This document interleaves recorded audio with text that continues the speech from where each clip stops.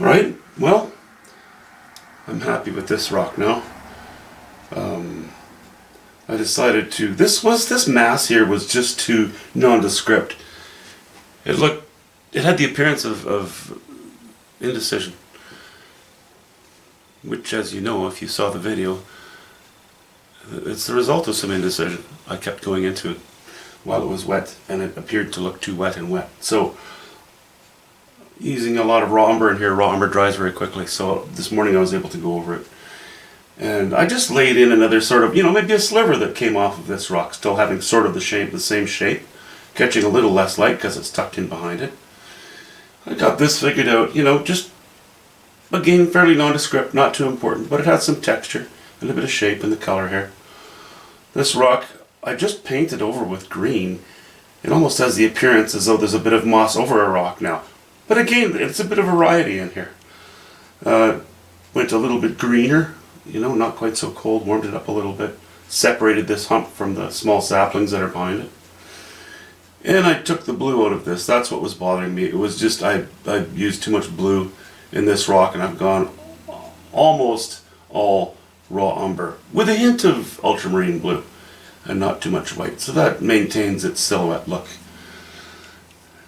Now what I'd like to do is work on the water, and I need to, the separation between stone and water here is good. It stands out well without being too strong. But the values here are all too similar, and I would like to bring these colors more into this direction as I had mentioned. So we'll get on to that.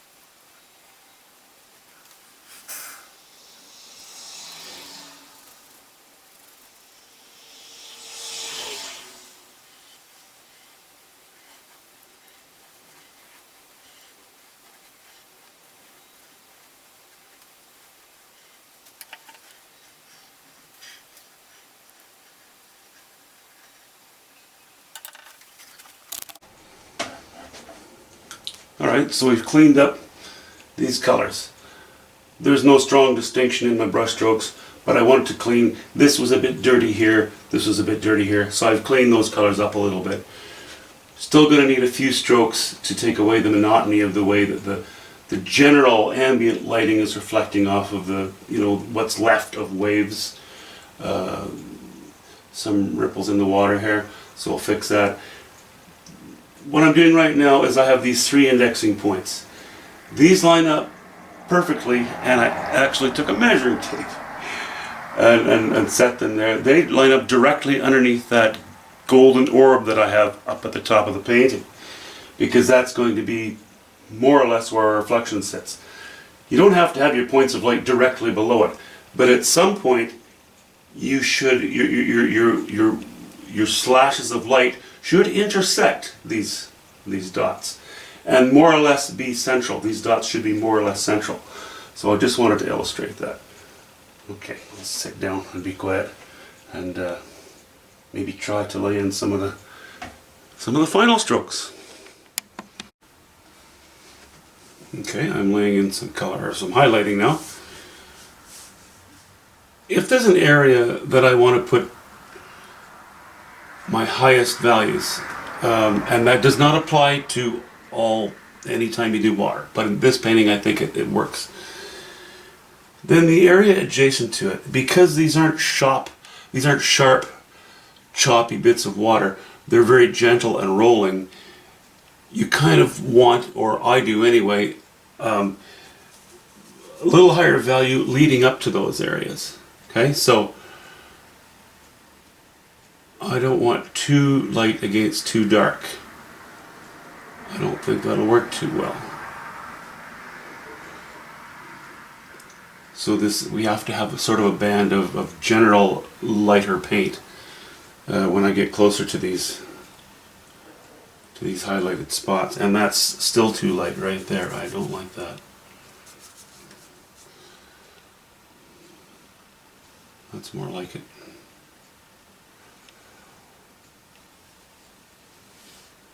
And it happens to me very often that I end up just wiping off an entire area or painting over it, because I'm just not happy with how it's gone. I don't always get along with water.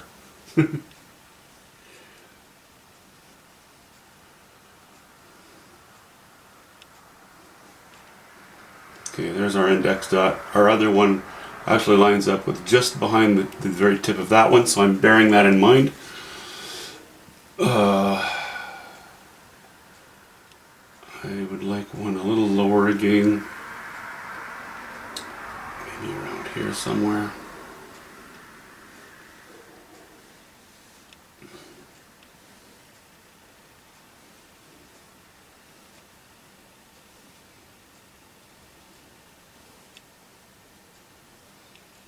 See, so I'm kind of lightening the area around it a little bit. Not just laying in those high value strokes. And I'm putting myself in danger. I feel it in my bones. Okay. We're going to go down here somewhere, and we're going to go down here somewhere with something a little lighter again. And because we're getting closer to our feet, I'm going to make those strokes a little broader as well.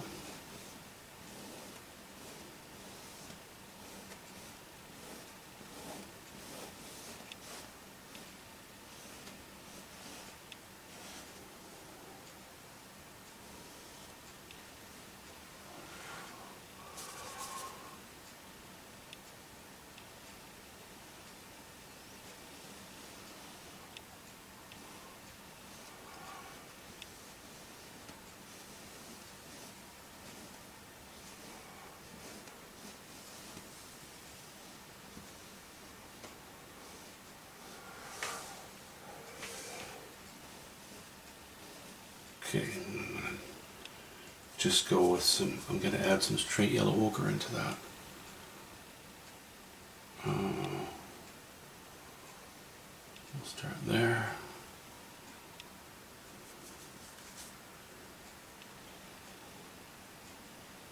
You know, we want them to look a little bit random. At least a little bit.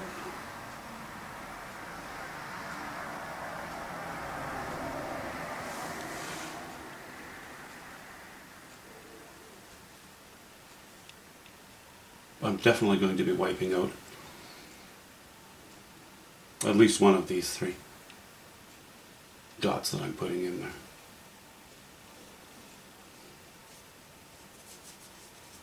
Add a little white to it.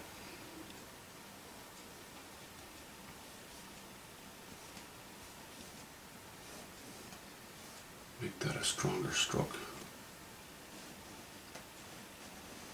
And that one a longer stroke. Okay, a little white, a little yellow, a little white, a little yellow ochre. Oops. Getting into some painting wet on wet again, which is okay if your whole painting's wet on wet. This is not. So I want to keep my brush strokes looking kind of clean. Oops. As I shake.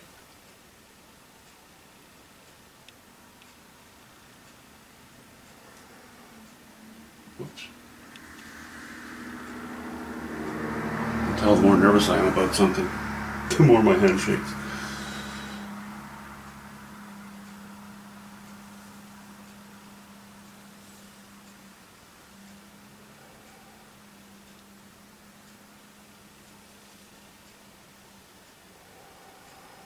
Okay, I'm going to take this little dirty brush here.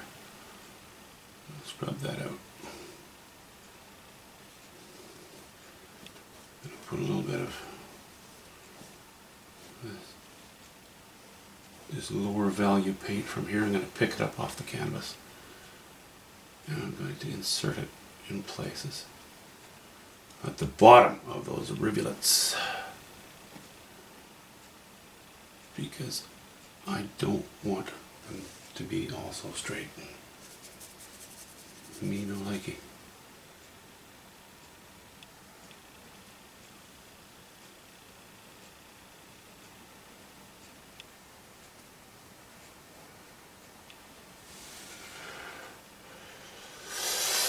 Okay, time to sit back and have a look at that.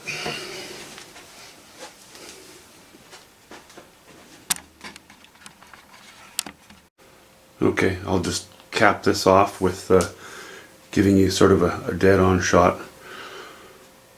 I'm going to be fiddling with certain areas in the water yet tonight, but I'll just do that on my own, picking and choosing which strokes I remove and where to add ones and where to blend others. But I thought I would just give you a shot.